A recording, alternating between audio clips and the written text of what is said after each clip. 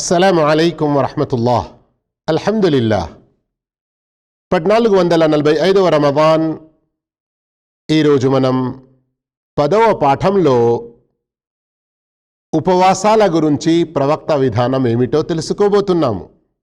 అయితే రండి, ఉపవాసాల గురించి ఈరోజు మనం 2 విషయాలు తెలుసుకుంటాము. మొదటి విషయం, ప్రవక్త విధానం రమదాన్ ఉపవాసాలలో.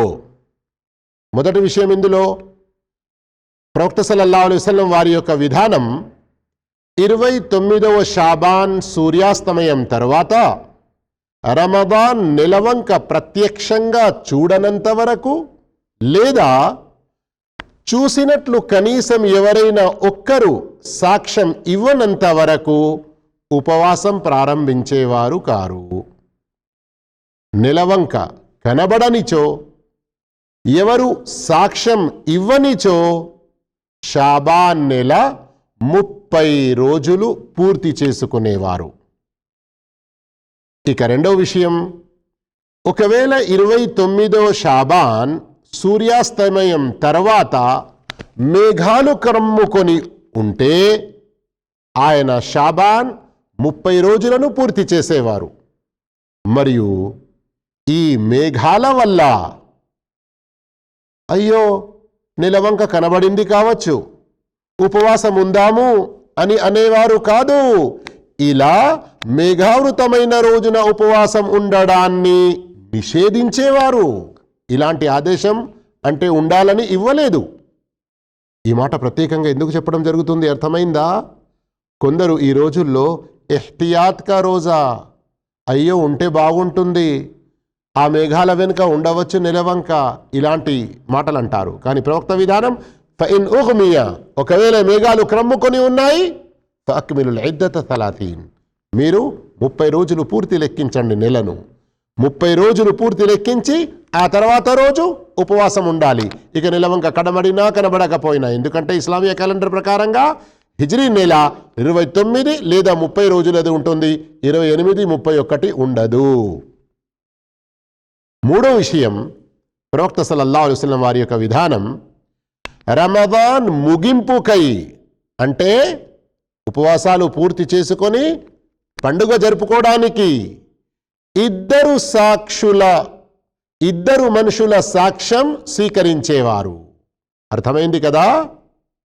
29వ రోజు ఉపవాసం పూర్తయిన తర్వాత నిలవంక చూసేవారు, కనబడకపోతే ఎవరైనా వచ్చి సాక్ష్యం ఇస్తే ఒక్కరి సాక్ష్యం కాదు, ఇద్దరి సాక్ష్యం స్వీకరించేవారు.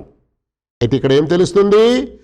రమదాన్ ప్రారంభం కావడానికి ఒక్కరి సాక్ష్యం సరిపోతుంది, కానీ రమదాన్ ముగింపుకు పండుగ చేసుకోవడానికి ఇద్దరి సాక్ష్యం అవసరం. అయితే ఇది ఎప్పుడు? 29 ఉపవాసాలు మనం పూర్తి చేసుకున్న తర్వాత నెలవంక కనబడిందా లేదా అనడానికి. ఒకవేళ కనబడలేదు, 30 రోజులు పూర్తి చేసుకోవాలి, ఆ తర్వాత పండుగ జరుపుకోవాలి, అందులో అనుమానమే లేదు. ఇక నాలుగో విషయం, ఒకవేళ పండుగ నమాజు చేసే సమయం ముగిసిన తర్వాత, అంటే సుమారు జోహర్ కంటే కొంచెం ముందు వరకు ఇద్దరు వ్యక్తులు వచ్చి నెలవంక చూశామని సాక్ష్యం ఇస్తే వారి సాక్ష్యం స్వీకరించేవారు, కానీ పండుగ జరుపుకునేవారు కాదు. అయితే సహాబాలకు చెప్పేవారు, స్వయంగా ప్రవక్త ఉపవాసం ఇఫ్తార్ చేసి, అంటే ఉపవాసం ఎప్పుడు వార్త వచ్చిందో అప్పుడే తెంపేసి అనండి, విరమించి అనండి, అక్కడికే ఉపవాసం మానేసుకొని ఇక సమయం దాటిపోయింది పండుగ నమాజ్ది గనక మరుసటి రోజు సమయంలో పండుగ నమాజ్ చేసేవారు. ఇక ఐదో విషయం, ప్రవక్త సల్లల్లాహు అలైహి వసల్లం ఇఫ్తార్ చేయడంలో తొందరపడేవారు, తొందర చేసేవారు. తొందర అంటే ఏమిటి ఇక్కడ? సూర్యాస్తమయం అయిన వెంటనే. వేరే కొందరు తప్పుడు మార్గంలో ఉన్నవారు 5 నిమిషాలు, 10 నిమిషాలు, మరికొందరు 25 నిమిషాల వరకు వెయిట్ చేస్తారంట. తప్పు విషయం ఇది. ఇది అక్బల్ అల్లైలు మిన్హా హునా వ అద్బర అన్నహారు మిన్హా హునా. పగలు పోయింది, రాత్రి వచ్చేసింది అంటే అఫ్తర్ అస్సాయిం, ఉపవాసం ఇఫ్తార్ చేసేయాలి. అంతేకాదు, ప్రవక్త సల్లల్లాహు అలైహి వసల్లం దీని గురించి తాకీదు చేశారు. ఇఫ్తార్ తొందరగా సూర్యాస్తమయం వెంటనే చేస్తున్నంత కాలం నా యొక్క అనుచరులు చాలా బలంగా మరియు ఘనతలో ఉంటారు అన్నటువంటి విషయాలు కూడా తెలిపారు. అలాగే ప్రవక్త సల్లల్లాహు అలైహి వసల్లం సెహరీ చేసేవారు మరియు ఈ సెహరీ గురించి ప్రోత్సహించారు. అంతేకాదు సెహరీ చివరి సమయంలో చేయడం ఉత్తమమని తెలిపారు. దాని గురించి కూడా ఎన్నో ఘనతలు ఉన్నాయి. అయితే ఈ రోజుల్లో కొందరు రాత్రి 12-1కే మంచిగా తినేసి ఫజర్ నమాజ్ కూడా పడుకోకుండా ఏదైతే ఉంటారో ఒక్క నమాజు కావాలని వదులుకుంటే వారి ఉపవాసాలు కూడా స్వీకరించబడవు అన్నటువంటి ప్రమాదం ఉంది. ఎవరైనా రాత్రి 11, 12, 1, 2 గంటలకు తిన్నారు ఆకలవుతుంది అని, కానీ ఫజర్ కంటే ముందు లేసి అంటే ఫజర్ సమయం ప్రవేశించేకి కొంచెం 5 నిమిషాలు ముందైనా కానీ ఒక్క ఖజూరపు ముక్క అయినా కానీ లేదా కనీసం కొన్ని నీళ్ళ గుట్కడైనా కానీ సెహరీ ఉద్దేశంతో తాగండి. సెహరీకి సంబంధించి చాలా ఘనతలు శుభాలు ఉన్నాయి. మా యూట్యూబ్ ఛానల్లో మీరు చూడండి, ప్రత్యేకంగా దీని గురించి వీడియోలు ఉన్నాయి. ఇంకా సోదర మహాశయులారా, 6వ విషయం, ప్రవక్త సల్లల్లాహు అలైహి వసల్లం మగరీబ్ నమాజ్ కంటే ముందే, సూర్యాస్తమయం అయిన వెంటనే మగరీబ్కు ముందే ఇఫ్తార్ చేసేవారు. మరియు ప్రవక్త వారి ఇఫ్తార్ యొక్క విధానం ఏముండినది? ఖజూర్లలో ఒక రకం ఉంటుంది, రుతబ్ అని దానిని అంటారు. సర్వసామాన్యంగా మన వద్ద తాజా ఖజూర్ అంటారు. దానిలో నీటి సంఖ్య ఎక్కువగా ఉంటుంది. దానితో ఇఫ్తార్ చేయడం ఇష్టపడేవారు. ఒకవేళ అది లేకుంటే ఏ ఖజూరమైనా సరే, అది కూడా లేకుంటే శ్రద్ధ వహించండి, కొన్ని నీళ్ళ గుటకలతో ఉపవాసాన్ని విరమించేవారు, ఇఫ్తార్ చేసేవారు. ఇందులో ఆరోగ్యపరంగా, మెడికల్ పరంగా చాలా లాభాలున్నాయి. పొద్దంతా మనం ఉపవాసం ఉంటాము గనక ఒకేసారి టక్కు టక్కు టక్కుమని లీటర్న్నర నీళ్లు ఏదైతే తాగేస్తారో ఇది మంచి పద్ధతి కాదు. ఆరోగ్యానికి చాలా నష్టం కూడాను. కొంచెం కొంచెం తాగండి. ఇప్పుడు ఒక గ్లాసుడు తాగండి, మరో 15 నిమిషాల తర్వాత, అరగంట తర్వాత మరో 2 గ్లాసులు తాగండి. ఈ విధంగా పర్లేదు. ఇక 7వ విషయం, ప్రవక్త సల్లల్లాహు అలైహి వసల్లం ఇఫ్తార్ సమయంలో దుఆ పఠించేవారు. ఏమని? ذهب الظمأ وابتلت العروق وثبت الأجر إن شاء الله. దాహం తీరింది, నరాలు తడి అయ్యాయి, అల్లాహ్ తలుచుకుంటే ప్రతిఫలం కూడా తప్పకుండా లభిస్తుంది. 8వ విషయం, ప్రవక్త సల్లల్లాహు అలైహి వసల్లం వారి విధానం, రమదాను మాసంలో అనేక రకాల ఆరాధనలు ఎక్కువగా చేసేవారు. ప్రత్యేకంగా రమదాన్లోని ప్రతి రాత్రి ప్రవక్త సల్లల్లాహు అలైహి వసల్లం మరియు జిబ్రీల్ అలైహిస్సలాం ఖురాన్ ఒకరికి ఒకరు వినిపించుకునేవారు. అల్లాహు అక్బర్. ఖురాన్ వినిపించుకునేవారు. ఈ రోజుల్లో ఈ యొక్క సున్నతిని చాలామంది వదిలేస్తున్నారు. పరస్పరం ఒకరు మరొకరికి వినిపించుకోవడం ద్వారా చాలా లాభాలున్నాయి. 9వ విషయం, ఆయన ఈ మాసంలో అధికంగా దాన ధర్మాలు, ఉపకారాలు అంటే ప్రజల పట్ల మేలు, ఖురాన్ పారాయణం, నమాజ్, జిక్ర్, అల్లా స్మరణ చేస్తూ ఉండేవారు. మరియు ప్రత్యేకంగా చివరి దశలో ఎతికాఫ్ కూడా పాటించేవారు.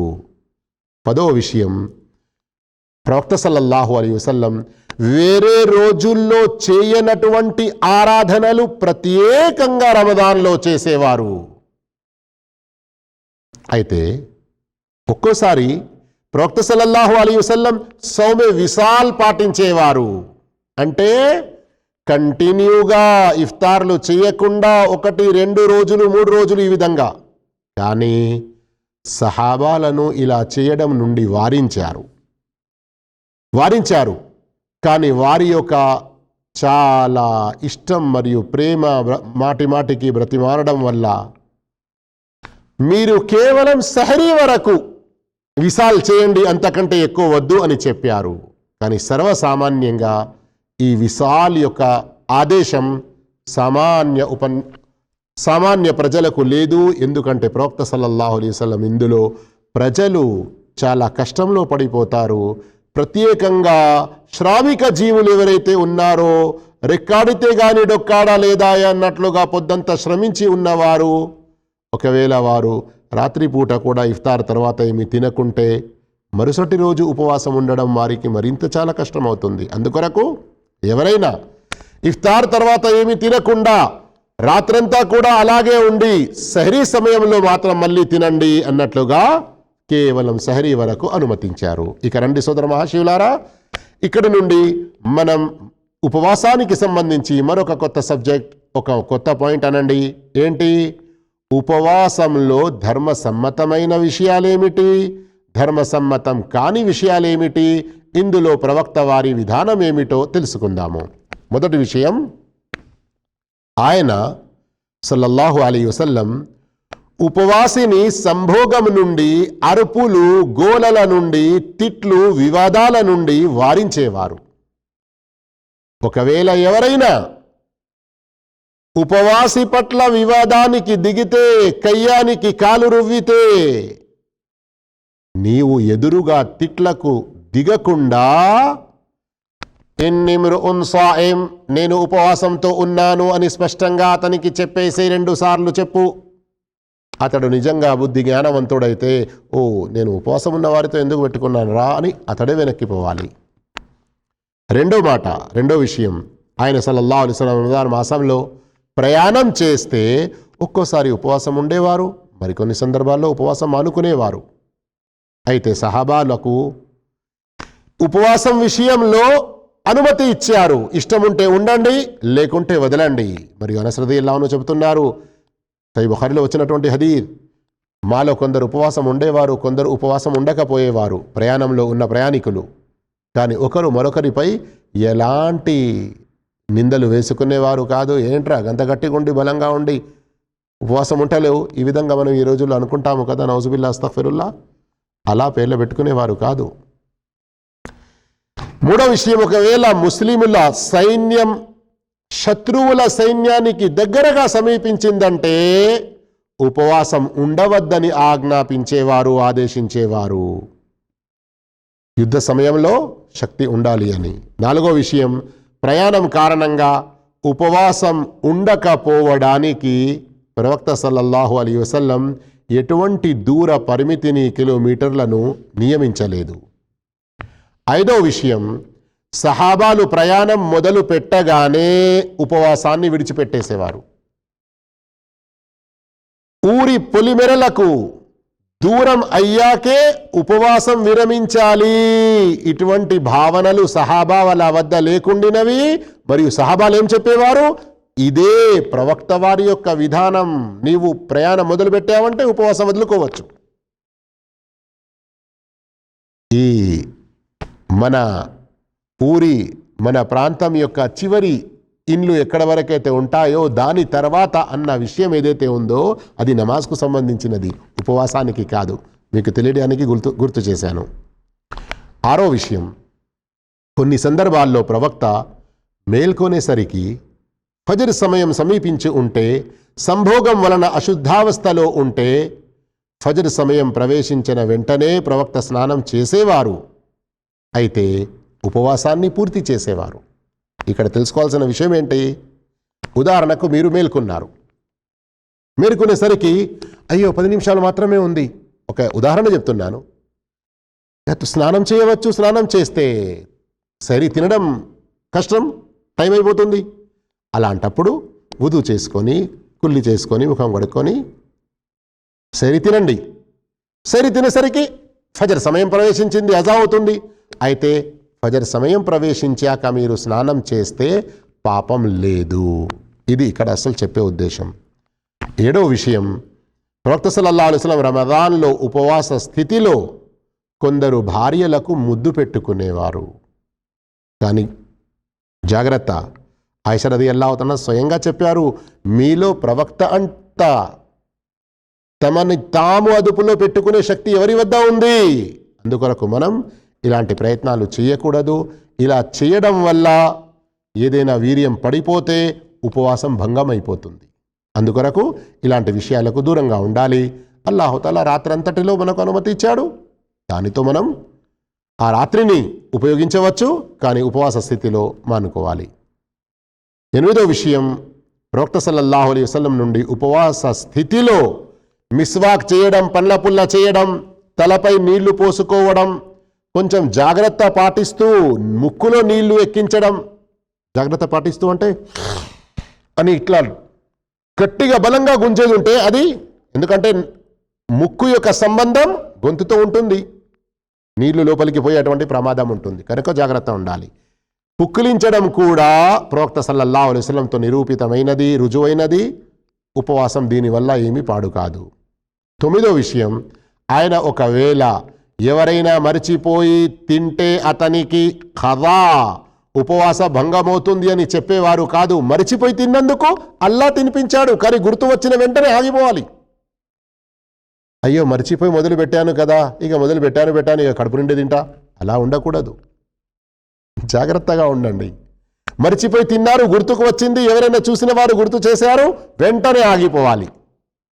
ఆగిపోయి ఉపవాసాన్ని కొనసాగించాలి. ఆ ఉపవాసం భంగం కాదు, ఉపవాసం పూర్తవుతుంది. 10వ విషయం, చివరి విషయం ఈనాటి పాఠంలో, ప్రవక్త సల్లల్లాహు అలైహి వసల్లం వ్యాధిగ్రస్తునికి మరియు ప్రయాణికునికి ఉపవాసం ఉండవద్దని, తర్వాత ఆ ఎన్ని ఉపవాసాలు వదులుకున్నారో అన్ని ఉపవాసాలు ఖదా చేయాలని ఆదేశించారు. అలాగే ఒకవేళ గర్భిణి మరియు చంటి పాపలకు పాలిచ్చే అటువంటి తల్లులు తమ గురించి లేదా పిల్లల గురించి అనారోగ్య భయం కలిగి ఉంటే ఉపవాసం మానుకోవచ్చు. కానీ ఎన్ని రోజుల ఉపవాసం మానుకున్నారో అన్ని రోజుల ఉపవాసం తర్వాత వారు పాటించాలి. అల్లాహు తఆలా మనందరికీ ప్రవక్త విధానాన్ని ఆయా సందర్భాల్లో పాటించేటువంటి సద్భాగ్యం ప్రసాదించుగాక. ఉపవాసాలకు సంబంధించిన మరొక అంశం ఉంది, ఇన్షాల్లాహ్ రేపటి రోజు మనం తెలుసుకుందాము. వాఖిరు దావానా అల్హమ్దులిల్లాహి రబ్బిల్ ఆలమీన్. వస్సలాము అలైకుం వరహ్మతుల్లాహి వబరకాతుహ్.